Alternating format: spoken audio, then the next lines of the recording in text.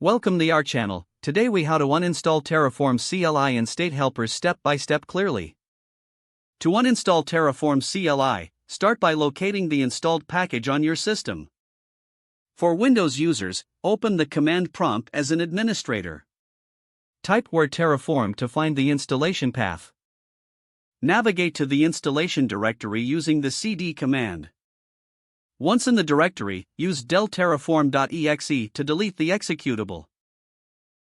For macOS users, open the terminal. Type which Terraform to locate the installation path. Use sudo rmrf/usr/local/bin/terraform to remove the binary. For Linux users, open your terminal. Run which Terraform to find where it is installed.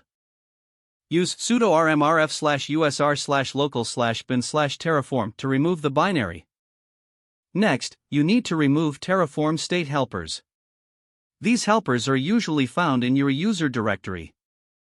For Windows, go to c:\users\left bracket your username right bracket \terraform.d single quote. Delete the entire .terraform.d folder. For macOS, navigate to /.terraform.d. Remove the .terraform.d directory using rmrf/.terraform.d. For Linux, also check in /.terraform.d for the folder. Use rmrf/.terraform.d to delete it. Ensure all configurations tied to Terraform are cleaned up as well.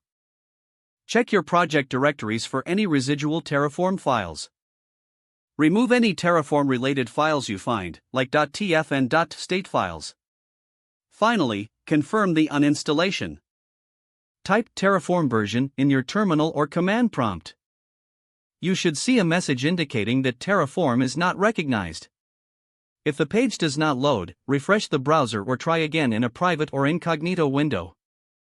Make sure you are using the correct email address, then retype it carefully to avoid small typos. If your password is not accepted, use the reset option and create a new strong password you can remember.